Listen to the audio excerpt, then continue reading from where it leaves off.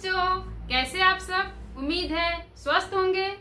तो बच्चों, जैसे कि हम लोग पिछले वीडियो में पढ़ चुके हैं प्रकाश तथा प्रकाश के स्रोत, तो आज की इस वीडियो में हम पढ़ेंगे प्रकाश के गुण। क्या होते हैं प्रकाश के गुण? आइए देखते हैं। बच्चों, प्रकाश के गुण क्या होते हैं?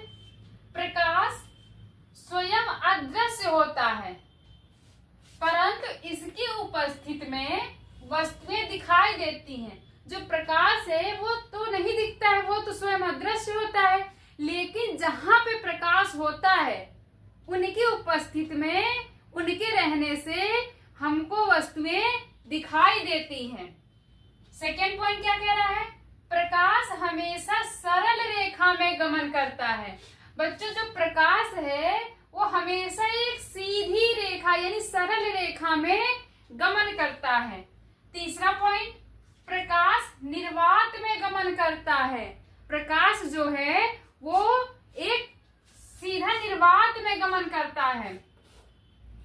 प्रकाश विद्युत चुंबकीय तरंगों के रूप में गमन करता है। प्रकाश जो होता है वो विद्युत चुंबकीय तरंगों के रूप में गमन करता है। अगला पॉइंट क्या कह रहा है? प्रकाश पारदर्शी माध्यम से गुजर सकता है, लेकिन अपारदर्शी माध्यम से नहीं गुजर सकता है। बच्चों, प्रकाश जो है वो पारदर्शी माध्यम कौन सी होती है? जैसे कांच है, वायु है, यानी जिससे हमें वस्तुएं आर पार दिखती है, वो पारदर्शी माध्यम होता है, उससे तो प्रकाश गुजर सकता है। लेकिन अपारदर्शी माध्यम से प्रकाश नहीं गुजर सकता है। अपारदर्शी माध्यम कौन होता है? जिससे वो वस्तुएं जिससे हमें आर पार नहीं दिखती हैं, वो अपारदर्शी माध्यम। जैसे लकड़ी है, लोहा है। अब लकड़ी रख लो कोई सामने, और फिर उससे देखो उसके पार वस्तुएं दिखाई देंगी? नहीं दिखाई देंगी। लोहा है, यानी कि कोई भी जिससे हमें आर पार वस्तुएं नहीं दिखाई देती हैं, वो अपारदर्शी माध्यम होता है, तो इनसे प्रकाश नहीं गुजर सकता है। अगला पॉइंट क्या कहता है? चमकदार पृष्ठों से प्रकाश परावर्तित हो जाता है।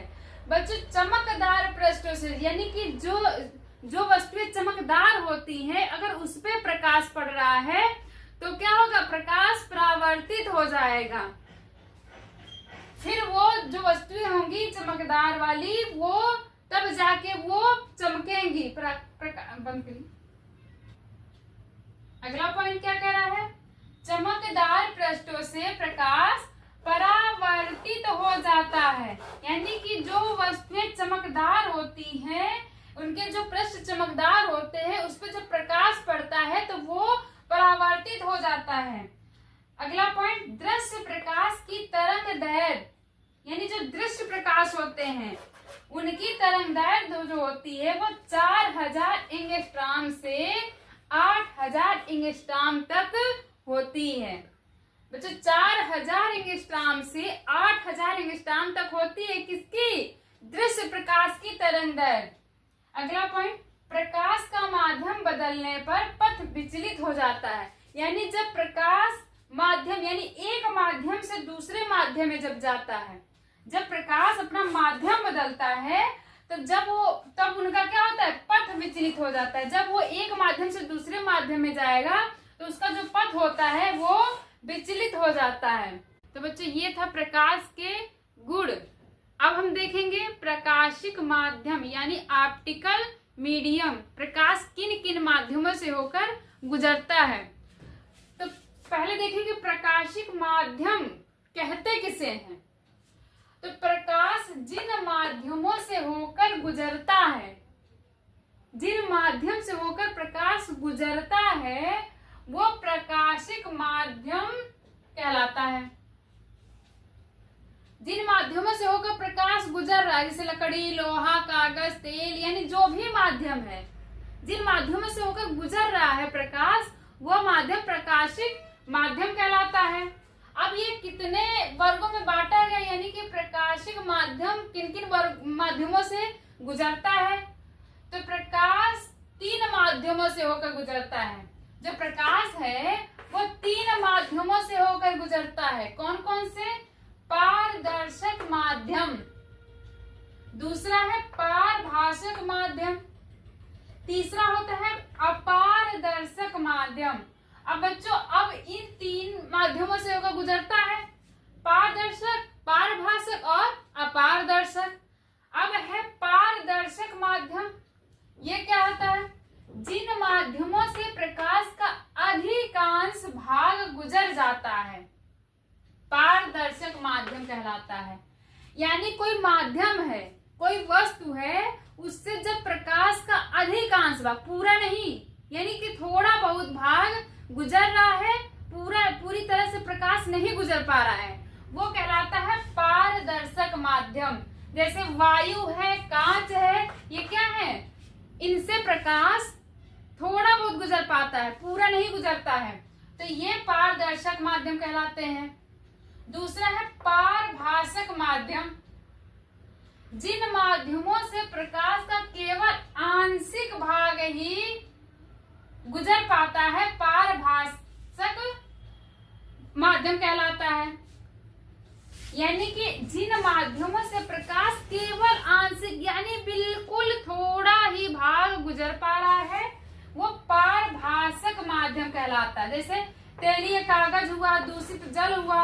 अब किसी कागज पे तेल गिरा के देखो, फिर उस पे देखो प्रकाश कैसे गुजरता है, उस पे लाइट जलाओ तो उसके मतलब बहुत ही हल्का लाइट पड़ेगा, यानी बहुत ही आंशिक कह सकते हैं, बहुत ही कम प्रकाश गुजरेगा। तो ये पारभाषक माध्यम कहलाता है। तीसरा है अपारदर्शक माध्यम। अपारदर्शक माध्यम क्या होते हैं? जिन माध्यमों से प्रकाश का कोई भी भाग नहीं गुजर पाता है, अपारदर्शक माध्यम कहलाता है। यानी कि अपारदर्शक में बिल्कुल ही प्रकाश नहीं गुजर पाएगा, यानी कोई वस्तु होगी उसके आर पार प्रकाश बिल्कुल ही नहीं जा पाएगा, उसे अपारदर्शक माध्यम कहते हैं। ऐसे इसमें लकड़ी है, लोहा है, ये सब क्या है? अपारदर्शक माध्यम है। अब लकड़ी पे लाइट जलाओ, कोई बोर्ड ले लो लकड़ी का, उस पे लाइट जलाओ तो उस पे बाहर लाइट जाएगा? नहीं जाएगा। लोहा है, लोहे के बाहर नहीं जाएगा। ये सब अपारदर्शक माध्यम है। तो ये प्रकाश के गुजरने का तीनों माध्यम था, पारदर्शक, पारभाषक, अपारदर्शक। एक बार रिवीजन कर देते हैं। पारदर्शक में क्या होता है? पारदर्शक में प्रकाश का अधिकांश भाग पूरे नहीं जाता है, लेकिन अधिकांश भाग चला जाता है, वो पारदर्शक कहलाता है। पारभाषक क्या होता है? पारभाषक में प्रकाश का आंशिक ही भाग यानी बहुत थोड़ा ही भाग गुजर पाता है, वो पारभाषक कहलाता है।